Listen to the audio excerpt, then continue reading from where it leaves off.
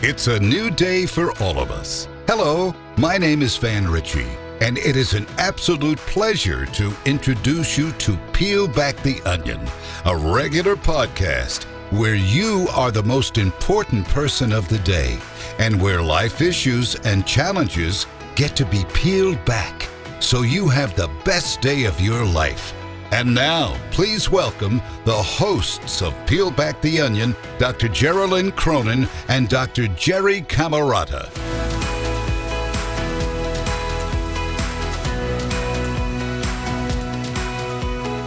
Welcome to our podcast today, and a generous thank you to you, Van, for that introduction. I'm Jerry Camerata, author of the fun book of Fatherhood. And I'm Geraldine Cronin, clinical psychologist, and we're delighted to take you on still another journey into why we do what we do. And this week, it's about weight loss. We will have a discussion of enlightenment as to the complexity surrounding your body weight, your overall good health, and most importantly, your mental health. It will be a journey that will help you better understand what you are thinking, what you're feeling, and what you need to do to peel back some of those things which take away from being that very special person you want to be. We will ask the question, as we will in every one of our podcasts and shows, what happened? How did the lives of people in so many situations change and transform, leading them down a path of destruction, or at least being aware of negative feelings? What happened indeed, Geraldine? Some of our emails will be very revealing, and we hope we can give some guiding light to those in need. And now, before we speak to our guest, let's listen to Dr. Tro Kalayjian and his special perspective on how to better live our lives. There's a deep emotional level and a psychological level that goes along with obesity. If you've been shamed your whole life for being obese, this carries a lot of emotions. Our goal is to help patients lose weight, let their bodies heal as they were meant to heal, which is consistent with the tenets of the lessons we learned at Tro Kalayjian. Found myself at medical school at Tro Kalayjian at 350 pounds and completely bewildered. I just didn't know how to lose weight, and it was challenging because the standard advice was eat less and move more, and that advice never worked. But I went back to the medical textbooks and started to look into the literature, what works and what doesn't work. When you look at the data, usually the diets that are lowest in processed carbohydrates and lowest in sugars that help people lose weight and fix their diabetes. So I started right there. And since then, I've lost 150 pounds. There's a lot of things that drive obesity and disease. Stress can lead you to eat, People can lead you to eat. So a big part of what we do here is we give people hope that you can do it, and we give them a plan, which is not eat less and move more. We work with our patients to look at the whole body, look at the whole situation. Is there a hormonal reason that they're hungry or eating? Is there a stress reason that they're hungry or eating? Is there a psychological reason that they're hungry or eating? I think it's difficult for most physicians who are not overweight or have not been overweight to relate to the struggles of somebody who is obese. And I think that makes the divide between a patient and a physician even more paramount and even more difficult, and it becomes a barrier to getting good care. One of the most important lessons I think I learned at Tro Kalayjian was having empathy for the patient, understanding their struggles, and being able to meet them where they are. It's something I think Tro Kalayjian instilled in me.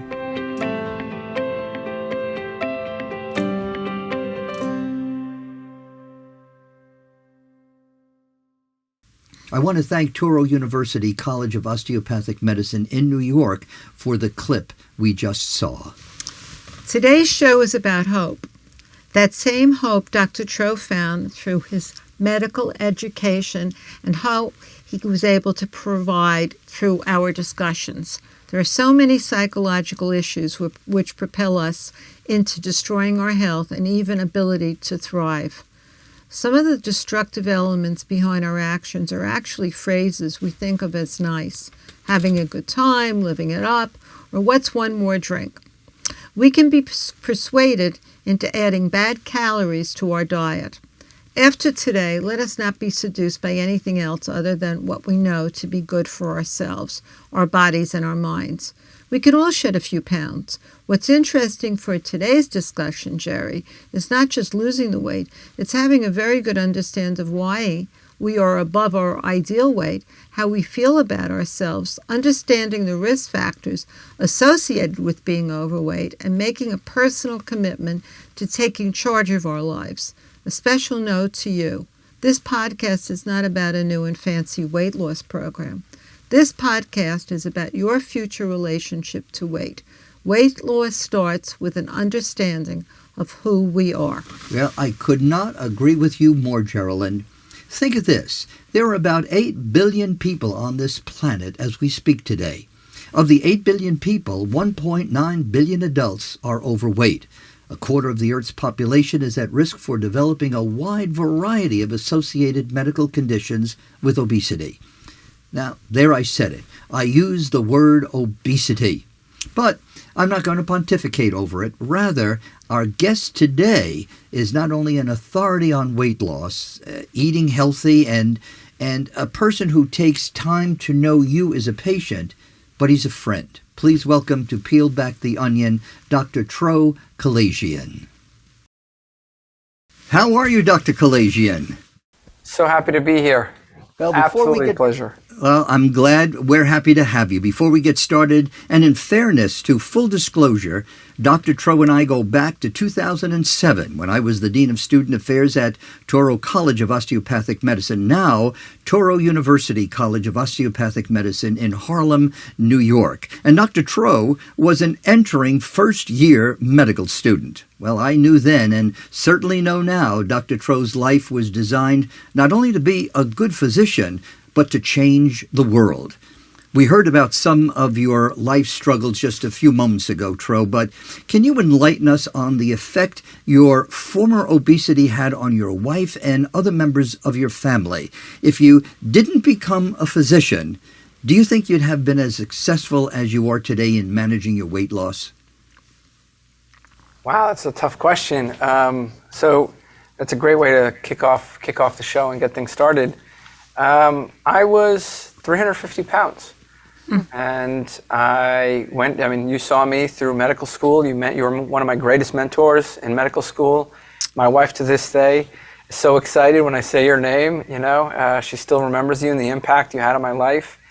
And so I found myself going into medicine with a strong passion to heal and to be a caregiver, really, and to serve my community.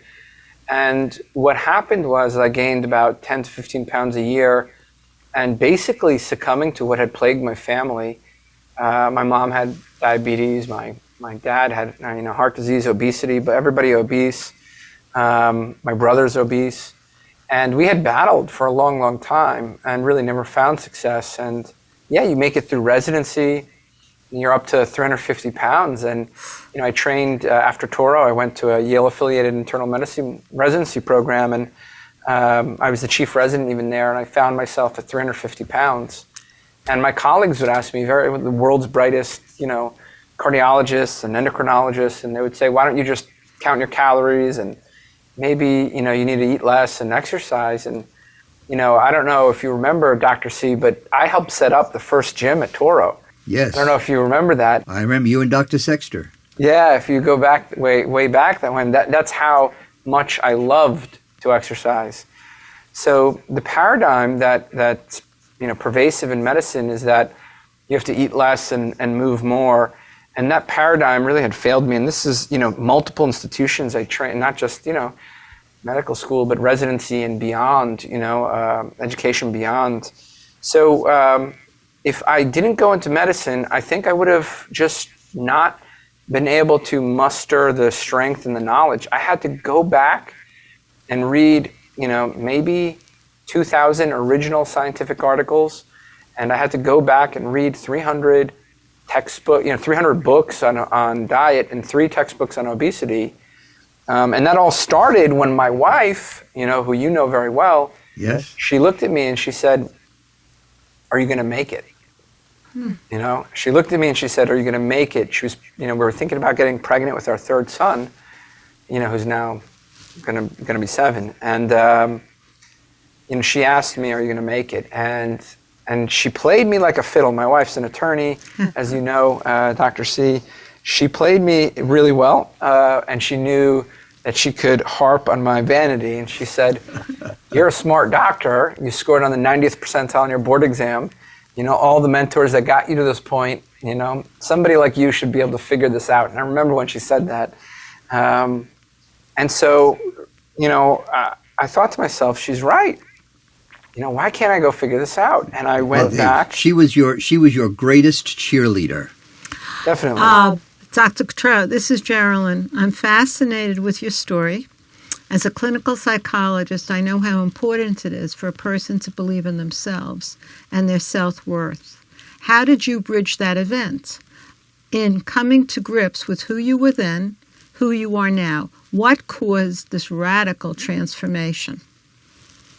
Yeah, I think the first step was, you know, what would you do if this was any other problem? And as a clinician, you know, we're used to treating things, you know.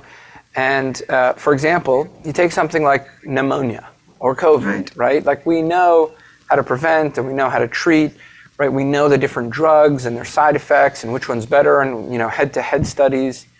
So I'm like, okay, what would I do if this was pneumonia? Right. You know, I would look up which antibiotics work better, right? And which ones, you know, have side effects and what those side effects are.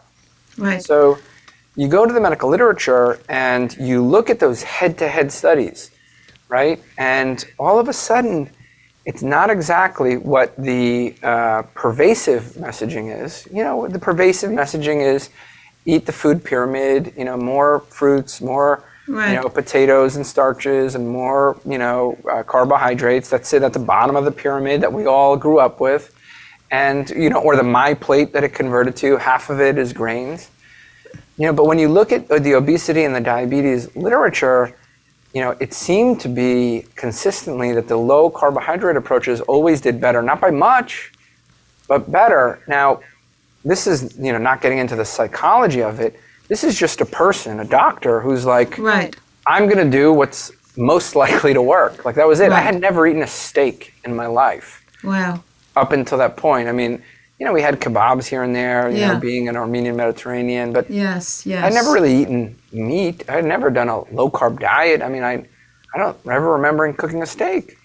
So, yeah, it was... See, I guess what the question I'm asking you is that I have many patients, and some of them are 350 pounds, or their mate is, or their child, and somehow they can't get started. Emotionally, it's so overwhelming, it's so monumental that they don't know what to do. And they can't bridge it psychologically. They may know some of this material, but the major piece inside is that they can't control their hunger, their cravings. Bingo. And the cravings and the triggers. Bingo. And so, I think you hit the nail on the head here with that word, hunger and cravings. And they need people to help them too, to get them started. And another thing, I just one more thing, and another thing I noticed, which was really fascinating to me, was that for those who were about 350, they didn't even know they had a food regulator in them. There was no food regulator. They just never felt full. You're absolutely right. You're absolutely right. So that was exactly my life. I looked at which diets worked in literature, and it wasn't exactly the messaging I had heard. And so I said, I'm going to start there. And I said to myself, well, let me examine what are the reasons why I failed in the past. Right. And exactly what you just said. I mean, you hit the nail on the head. You know, I have a couple of, you know, I have to approach this like I would anything else, like my car. I can't have a fear of getting into an accident, so I don't drive again. Right. So I need to figure out what do I need to make this work, and what do most people need to make it work? They need to feel that they can manage their hunger, they can manage their cravings, and they don't feel deprived, and they know how to manage social situations, and they know how to manage vacations, holidays, and when they stumble, having a place to to kind of pick themselves back up and get started, not letting that stumbling go on and on and on. Right, to restart, to recalibrate. Yes. So, restart sooner and sooner each time, right? So as long as you do that, then you're on a path to healing. And so I just started there. I lowered my carbs, and I figured to myself, okay, how am I going to manage my cravings? I'm going to tell you a quick story. I legit ate the chocolate out of my coworker's cabinet, in our break room, right? I'm a physician. You couldn't stop. I'm a physician. I'm a board certified internist working in a hospital, coding, crashing, and then you get out and you're coming high. You're off of those adrenaline, and you're coming down. And I'm sitting in the doctor's lounge, and I would eat. I would get so ravenous. I would eat. That's right. I remember her name, Dr. Lodato. If you listen to this, Dr. Lodato, I'm going to send you a box of chocolates. But I would eat her chocolate. I believe you. And I said to myself, instead of feeling shame and guilt about this, why don't I just get myself some chocolate? So let me ask you this. Chocolate. So I brought low-carb chocolate into the break room. I believe you. So it was simple little things like that, like, hey, look, you don't need to hide the wrappers and feel shame and guilt, and you don't need to, your appetite is your appetite. You don't control these things, but we control how we express them. So my first goal was just lower my carbohydrates. That was it, and try to make it easy for me. Instead of fighting my hunger and cravings, let me figure out what I need and let me get it where I need it. And of course, liquor fits right into this. Is that correct, Dr. Tro? Yeah, I never drank, but if you imagine there's some people, how do we manage stress? If you look at kind of how the APA approaches stress, one of the things they'll say to be careful about is self-medication. Some people use sex, some people use alcohol, some people use drugs, and other people use food. These are the most common ways.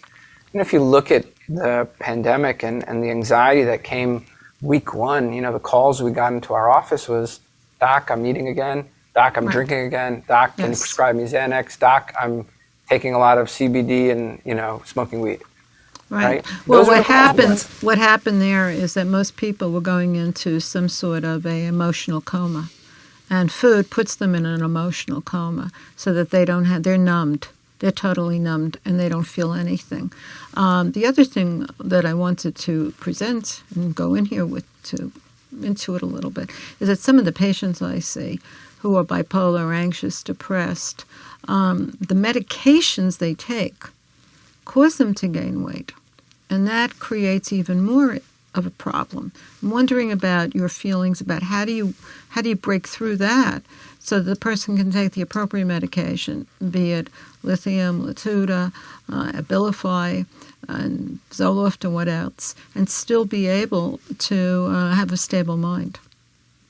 Well, so that becomes very complicated, but the long and the short of it is you're absolutely right. Antipsychotics are associated with metabolic syndrome, type 2 diabetes, and weight gain.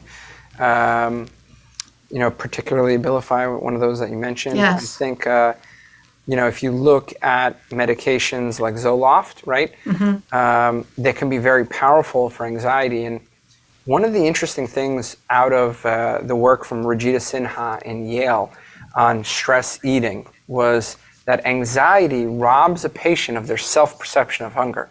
So imagine that's very you're thinking interesting. About, you don't feel hungry. If you're anxious, you don't feel hungry. You feel stressed out. That's right.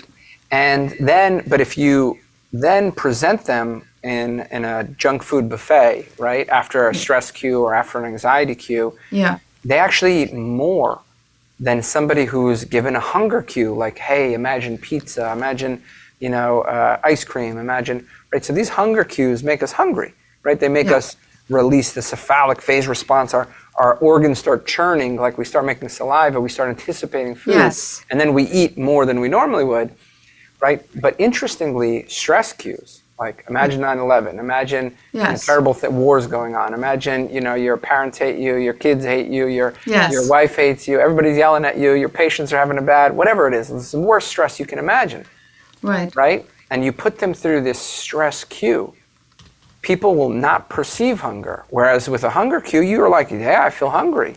So what's all the you will perceive so is what's anxiety. The hunger cue? Tell me. Yeah, so after a hunger cue, you realize you feel hungry, right? After a stress cue, because you see the saliva, you know you're hungry, but after a stress cue, you don't perceive hunger, you perceive stress, you perceive anxiety. So when you go to that junk food buffet, what do? Somebody who's stressed eats more than a hunger cue. Right.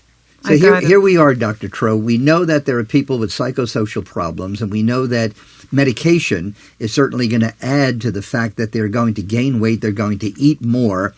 And then you compound that all by people putting on the television, and as they're watching television, there is an array of different kind of weight loss programs. Can you comment about what all of these weight loss programs are really trying to get accomplished, but more particularly, I know you are enormously sensitive to the keto diet and the value that that diet has, and not just from a sales promotion, but from a systemic change in the body, and why you believe that is something that everybody ought to try and everybody ought to adopt.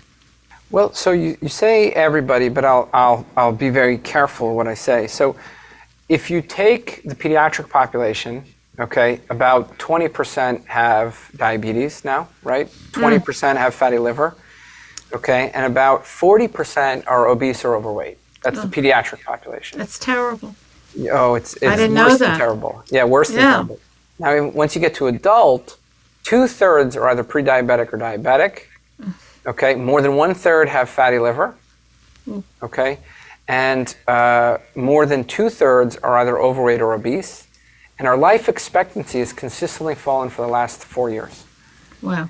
Okay, so it's come to a tipping point where we really cannot manage this. And now, if you look at processed carbohydrates and alcohol, right? So processed carbohydrates and alcohol, the way that most people deal with stress, they uniquely cause metabolic syndrome. Right? Yep. Metabolic syndrome is basically diagnosed with high triglycerides, low HDL, high blood sugar, okay, and a big waist. Which means I remember fat. that. Yeah, which basically means you're getting organ fat. It's pre-diabetes, essentially. Now, less than 6% of America, okay, has no component of metabolic syndrome, meaning less than 6% of adult Americans are free of the grasp of metabolic syndrome. Meaning that's incredible. 94% have at least one of those things. Wow. Right? So the problem is not that everybody needs to do the keto diet, it's that we're incredibly sick. Yeah, right? So that's true. You know, if you're a thin, young kid who's active, right, and you're metabolically healthy, you don't have any organ fat, and you don't have any major issues, your triglycerides are fine, right? You don't need to do that. My kids eat, my kids have fruits and they're fine, they're healthy, right? But most of Americans have metabolic syndrome, diabetes, prediabetes, hypertension, prehypertension, overweight, or obesity. So when I say that everybody should try it, well, look, the most reliable diet to reduce blood sugars and to reduce metabolic syndrome is a low carbohydrate diet, particularly a ketogenic diet. It's just more potent. And most of the diets out there actually promote carbohydrates or some small portion of carbohydrates. Yeah, so if you look a low-fat diet, which has been the paradigm for the last 70 years, which I think we can all agree is an utter failure at this point,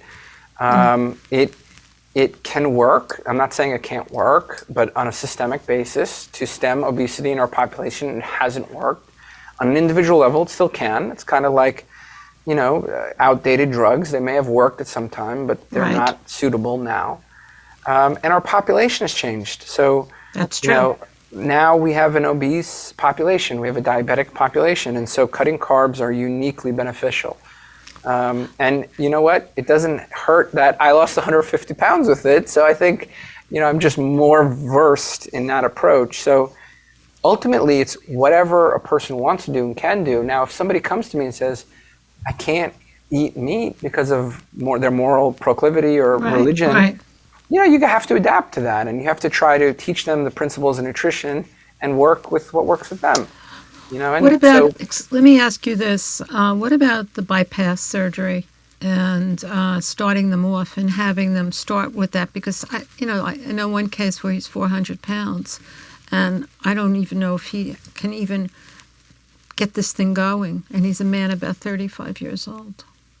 That's sad. I've had patients like that. I've had a 16-year-old at 550 pounds. Oh my God. Who couldn't breathe, Right. walking because of obesity, hypoventilation syndrome, where literally the lungs are suffocated, and your hearts go out to those people. And yeah, absolutely, there are other options. But here's the thing, there are medications, right, that can help get people started and keep them going. There are, but I think nothing replaces a great mental health counselor, a great psychologist, psychiatrist, and a great family support.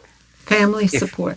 If you you need a team approach. That's what you're really saying. Bingo. If you look at the people who do well systematically in our program, they're people who have support for their mental health. Right. Okay, or have good mental health. Right. That's it. Yes. Or they have great family support. Those two key features, if they just have a will and an idea of getting better, right? That could be the breakthrough. It's going to be immediate, like fireworks. Right. So I think these are the key things, right? If you're eating foods because of a deep depression or anxiety or a traumatic event, there's no amount of food that's going to fill that hole. I know. They're just going to feel empty all the time. Tro, what about the idea of 3 meals a day? I mean, that's just your typical approach toward eating. How do you feel about that? That's also a joke. So it really is a joke. It's outdated. It's old. Generally when we have people in our clinic, we start them off and say, basically eat 3 times a day and eat filling meals so that you're not snacking throughout the day. The average American eats for, on average, 16 hours a day, which includes 3 meals and 3 snacks on average. That's the average American. Wow. They're constantly eating, my. right? So this message that you have to have, 3 meals, that's completely gone out the wayside. We've done, there's been studies that show that 4 hours of eating is beneficial, 6 hours of eating is beneficial, 8 hours of eating is beneficial. Eating less frequently in those times can be beneficial. I think ultimately, feeling like you have to eat, feeling like you have to eat because it's time, it's not valid. In fact, if you're not hungry and you're going to come home to a meal that's going to be sound and you're going to cook it and it's filling, protein and a vegetable, why would you force yourself to eat? Right. What about grazing all day or intermittent fasting? Yeah, so that's intermittent. So the opposite of eating 3 meals a day would be eating less frequently. Right. And that's basically called intermittent fasting or time-restricted eating. And it is a phenomenal tool for weight loss, often underutilized. Because think about it this way. What's the pervasive, look at it from a food rules perspective. Right now, the messaging when you go to your doctor, they don't even ask you if you have emotional issues with food. They don't ask you if you have psychological issues with food. Exactly. They just say, eat less. Right? So what do you mean eat less? Like every time people tell me to eat less, I get pissed off, agitated, like leave me alone, I know what I'm doing, I'm a grown man, like why would you tell me what to do? Right? So how are you going to tell somebody who's to eat less when their emotional processing when it comes to food are off? So the problem with eat less is it doesn't work, right? We're dealing with addictive substances that literally, people are trying to understand their relationship to an addictive substance, right? Right.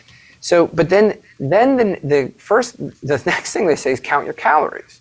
Right. So just as a food rule perspective, so you're trying to help somebody implement a lifestyle change, think about how hard it is to count your calories.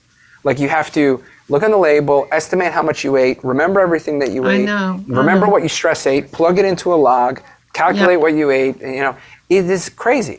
Well, just think about how easy it is to count your hours. Like, hey, just eat 8 hours a day. Or eat, you did 8 hours last week, eat 6 hours this week. Exactly. Right? From a perspective of a food rule, intermittent fasting is like, wow, you just saved me a ton of brain space. Exactly. Because I know some of the, go ahead, I'm sorry. Yeah. I know, what I was going to say is that some of the patients of mine, they night eat. Correct. And I've never, when I heard that the first time, I said, you mean you get up at 2 o'clock in the morning and you eat? Like you really go to and eat? And they do. It's part of their 24-hour cycle. Tro, if you were going to suggest a meal tonight that would be based upon the keto diet, what would be the food choices that you would put into that? Well, look, I'm gonna give you a type of paradigm that could be low fat, could be Mediterranean, and could be keto, and could be low carb, and they're all healthy, right? Meat, fish, chicken, eggs, Greek yogurt, green leafy vegetables, low carb fruit, berries, olives, peppers, avocado, right? You can call that Mediterranean if you want. You can call that keto if you want. You can call that low carb if you want. You can call that low fat if it's, chicken and greens. So bottom line is, typical healthy dinner for most people, and that's most people's concept is true to that, right? Is a protein and a vegetable. Right. The problem becomes, is what the good doctor just said, is the night eating. What happens afterwards? 1 hour later when you're like, I could have something sweet, right? Or 1 hour after that when you had something sweet, you're like, I could have something salty now, right? So that night eating is a particular vulnerability. And if you, in fact, 100% of binge eating is actually at night. And 100% of binge eating is with hyperpalatable junk food. Yep. 100%. It's an amazing phenomenon, right? So when we're working with people, it's their concept of eating well. Everybody has the same basic concept. Meat, fish, chicken, eggs, Greek yogurt, green leafy vegetables, low carb fruits, berries, stuff like that. That's healthy, plus or minus nuts, right? That's just a healthy diet for most people. Now, the problem is, what do I do when I crave something sweet? The problem is, what do I do if I crave something salty, right? What do I do if I've eaten dinner and I still want something, right? And that's where we start the journey with most people with obesity, right there, right? Okay, let's tackle those things because they're coming. Right. I had another question for you. I often ask my patients who have weight issues, I want to know their relationship to food, but I also want to know their parents' relationship to food. 100%, yeah, absolutely. Because based on what they've seen with their parents, I want to know how they experience food and what it meant in the home and in the culture. And, I remember someone saying, if the feeling was, if you don't eat what I give you, then you really don't like me. It's a rejection of my culture. It's a rejection of me. So you have to eat when you really don't want to eat. Does your practice, Tro, bring the whole family in, as Dr. Cronin is indicating? 100%. So you can see that there's a lot of food rules, and we can logic ourselves into eating, right? So if you understand the drive to eat, right, the drive to eat can, abuse your logic systems, right? So That's like, right. Why did you eat that? Oh, I didn't want to make them happy. Well, what if they told you to make them happy if they stabbed your tires? Right. Right? You wouldn't do that, right? So exactly. So what's the difference between other things we advocate for, like our money, our car, right? The health of our pets, right? The vet says, don't eat these foods. He's allergic. You make sure that pet doesn't eat that. Exactly. Right? So other things we generally advocate for, right? We don't allow our logic to be manipulated, but food addiction and the drive to eat, right? It can really manipulate those logic. And let me just give you examples, right? Like, oh, I ate that, I was 350 pounds. I would eat my kids' leftovers, and I'd say I didn't want to waste it. Right. Right? So look at this logic. The logic is sound, like we shouldn't waste food. But I'm not donating to UNICEF or whatever, food pantries. Right. I'm not donating. I'm eating. The food addiction is manipulating my logic. Right, Making me eat the food. How about this one? I did this one for so long. I've been good, I deserve it. Right. Well, that's for sure. It's that's very true. I am a good person. I know, so I should your be podcast. rewarded. I can't be half bad, right? But I'm a good person, but my logic's being abused. Here's this one, right? I've been good, I deserve it, right? Like I've been on plan, I deserve to cheat, right? But I've been off plan. I might as well keep eating that way. I'll start again next week. That's right. So here's the problem. The logics don't match up. I know. Something's manipulating the logic. That's food addiction. That's the drive to eat. It is food addiction. Tro, we've talked a lot today about diet, about the kinds of foods that we should have in our diet, and we're talking about food. but you and I know that food alone is not really going to make you lose weight. And I know you particularly love your sports and you love going to the gym. So tell us a little bit about that integration, the required integration between good food, good healthy habits of living, as well as good physical exercise. I keep, because we have an esteemed, psychologist here. I think we have to bring it back to mental health. If you look at literature for weight loss interventions, diet pretty consistently governs about 90% of weight loss and fat loss, and exercise may be able to contribute about 10%. So it's a minor component for a weight loss program. But if you look at weight I thought loss, it'd be much more than that. Yes, yeah, you think it's much more, but it's certainly not. Because look, think about it. 1 hour of exercise takes like 2 minutes worth of donut eating to undo. Exactly. But if you look at people who sustain weight loss, they uniformly, almost universally, 99.9% will exercise nearly daily. And if you look at people who sustain weight loss, they have excellent support, social networks, and mental health. So it is my belief that daily exercise is actually a mental health tool that keeps people, keeps people on their journeys. So, and in terms of what exercise is best to do, I think it's a combination. Resistance training is absolutely critical, and certainly, high intensity interval training or zone 2 cardiovascular training. These are really, excellent ways of keeping the body healthy, and the bone health, the metabolic health from exercise is irreplaceable. But most importantly, the mental health component, is just absolutely critical. So I'm a huge fan. I'm going to jump in on this one. I've always said that if your mood is stable, you can do so much in life, and the mood then responds to one's feeling. The feelings then cause the thoughts, and the thoughts then cause the actions. But if you're emotionally not stable, all of this is difficult, and you can't get there. So it's really important to have a stability, an emotional stability, really set up by a team that's helping you and coaching you and working with you so that you can feel that kind of sense of sufficiently okay contentment so that you can move on. Because otherwise, the addictions build, the triggers, and people just can't stop. They just go into a coma, and then they have to start again. And it's this kind of concept that I've seen. Freud used the term doing and undoing.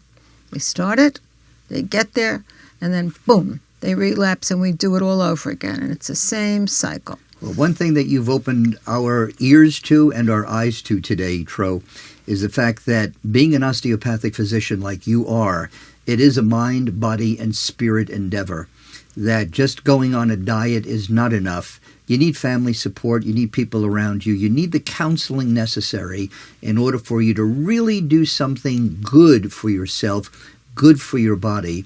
And I think it was an eye-opener to have you. And I remember the day in 2011 when you graduated medical school and you walked across the stage at the Apollo Theater. And one of the most exciting things for me, Tro, was to be able to give you a big hug, send you on your way. And were you able to reach around me? I was able to reach around you. That's I don't think that you were. That's good. Well, the fact that you can even joke over it today means that you're very level-headed. You understand the circumstance. But it was a joy. It was a joy to graduate you, to see you grow in medical school, and perhaps even more importantly, Tro, what you've done in your life to give to other people. You saw within your difficulty something important to give to other people. And that in an individual is very, very rare. And you're using your medical degree and your license to do really wonders around the entire country as you expand your obesity practice and making a significant difference. I treasured the interview with you today, Dr. Tro. Actually, Dr. Tro Kalayjian. Yeah, look, I am forever in your debt. You really mentored me. I was a little pipsqueak, causing trouble, and you saw to it that I focused on my studies, and and to be honest, like, it was hard. It was hard. We were a rowdy group. The first class, that medical school that's now grown and grown, and you've kept in touch with me since, and I've kept in touch with you, and you've been a persistent mentor of mine, and it's an absolute pleasure. The minute I've had you on my podcast, so when you said, "Hey, Tro, come on ours," I was like, I can't wait. I can't wait. Well, you are a credit to Toro University, to Tro College of Osteopathic Medicine. I'm glad we had a chance to see the videotape that they made of you, because it certainly honored the work that you're doing.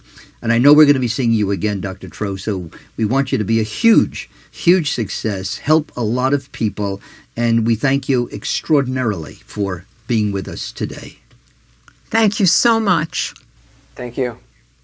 Bye-bye. I think after today's interview with Dr. Tro, I will be even more mindful that after that dinner dessert or buying that family-sized bag of Oreo cookies, maybe I ought to think twice about it. So this is my commentary for today's podcast. Weight loss is a major struggle for the majority of us. I believe if you have a stable mood, you will have the primary prerequisite for physical and mental well-being. When the mood changes, so do thoughts and behaviors.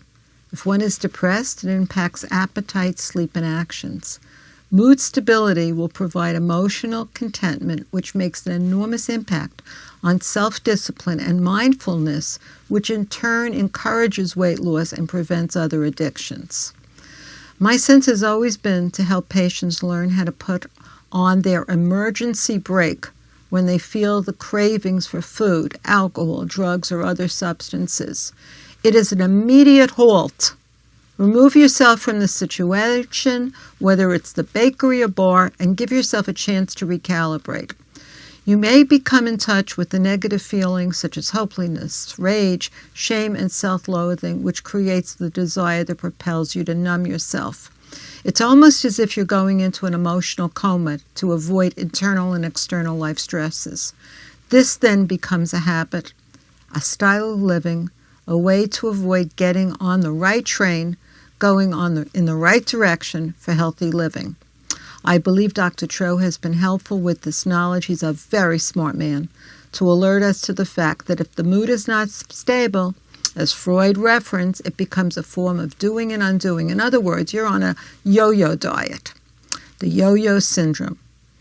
Unlike our previous podcast on Alzheimer's disease, we have the power to change our weight. We are in command of what we eat. So the next time a weight loss program seems tantalizing, don't get seduced by the promo. Take a look at your BMI index. Look in the mirror, evaluate who you are and where you want to go in life. Come to grips with your feelings, and as you heard Dr. Tro say today, and if need be, a nutritional coach who you can be accountable to, and perhaps a team, just to set up a system that works for you. Everybody's system is differently. Most importantly, as Nike would say, just do it. Well, plenty of advice and homework for all of us. Let's turn to our emails today and find out what our listeners have to say about the topic of weight loss. We received one email that I thought you'd like to address, Geraldine. The email comes from Silver Springs, Maryland. Dear Peel Back the Onion, I'm in my late 20s and work for a public relations firm. The image is very important to me, but not to my firm, and I don't always feel that I am living up to the physical image of an employee of the firm. I feel uncomfortable with myself. I love my work. Understand, no one has made me feel uncomfortable or said anything to me about my weight. But I feel it. I'm caught in an internal dilemma and don't know what to do. Signed, Ruth. The question I ask you, Ruth, have you always been concerned about how your body looks? Body dysmorphia is a term used when a person is uncomfortable with their body. Ruth, it seems to me this feeling is coming from inside you and not from others. I would question your expectations regarding your weight. I would also wonder if you do comparison shopping regarding how much you have and what others have, be it in relation to weight, money, intelligence, and aptitude. If this is true, you will always feel uncomfortable, like a have or a have not. It is important for you to have a realistic assessment of your weight by a physician you trust, someone like Dr. Tro, who can help you with the disparity you're experiencing. If indeed there is a disconnect, you may need to discuss this further with a mental health counselor.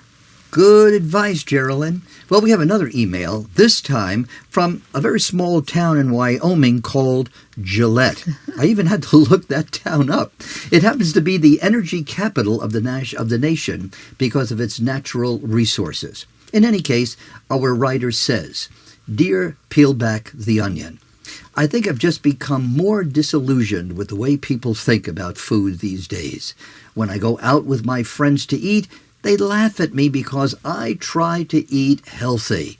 They force me to eat some good food, their food, and the cycle of being fat, well, it just never ends. How do I get out of this mess?" And it's signed, Cynthia. Cynthia, it's a very hard to withstand social pressure of peers, family, and friends. It happens to everyone, to all of us, so you're not alone. Know your audience before you go out and be as mindful as you can about how probably they're going to interact with you. Stay firm with your intention to eat healthy. Review the menu before you go out to eat so you can be in control and not indecisive when you order. Be in control of your lifestyle. Be proactive, and you will never have to apologize for what's good for you. The more you're an advocate for yourself, the more empowered you will feel, and this will then become internally organic. Well, Geraldine, this is my commentary on the issue of eating healthy, as I reference this topic in my book, The Fun Book of Fatherhood. I find no better way to teach children about developing good eating habits than to take people examples off the table and talk about how animals eat. After all, animals are fun, and children often like to play games and even imitate the animals. You can find the animal kingdom rich in examples of good and bad eating habits if you take the time to enjoy a great afternoon at the zoo, watch some of the nature shows on public TV, or even observe animals that may be all around you in your backyard. For example, the birds and the bees. But take the giraffe, for example. How many times have you asked your child to sit up at the kitchen table to eat? How many times have you gotten compliance? Perhaps you may want to use the giraffe as your next mealtime example. Ask your child how the giraffe eats, and how will they hear great stories about that giraffe coming from you and their observation also at the zoo, looking at the long neck as the giraffe reaches high into the trees to get the food. Ask the child to show you how the giraffe does it. As the child engages in showing you, teaching how the giraffe eats, it may be a good time for Mama Giraffe, Papa Giraffe, and all the baby giraffes at the table to eat the same way. There you go. The lesson is learned. Remember, a child will be much more interested in which vitamins an elephant is getting in grass than what are found in salad. I think you can read between the lines here, but parents and children, well, we learn and we teach each other. The animals become the vehicle for behavior modification. We live as icons to our children. How we behave, how we eat, will shape the lives of our children. Sometimes it takes an animal example to drive a point home, but once the point is understood, the lesson becomes a lifelong activity. So if you want to know about how the giraffe eats, the raccoon eats, the lion eats, you can observe these behaviors at the zoo all over the country. And you can also get it all in the Fun Book of Fatherhood. Good advice, Jerry. Well, it's time to say farewell, and thank you for allowing us to spend some time together. This show belongs to you. We hope you enjoyed our conversation today and generously share this podcast and show with all your friends and professional colleagues. Continue to be psychologically involved, and you will find positivity in your life and in others. Until next time, we hope all things will go your way, and the core of who you are is always a beacon seen by others. Bye. Bye-bye. Thank you for joining us on this podcast. If there's an issue which you would have discussed on Peel Back the Onion, please send us a note to peelbacktheonionpodcast@gmail.com. We will always try to get as many emails on the air as we can. From your hosts, Dr. Geraldine Cronin and Dr. Jerry Camerata, along with a terrific production staff at K-Town Studios in Kingston, New York, and from me, Van Ritchie. We hope every day is a great day for you and everyone in your life.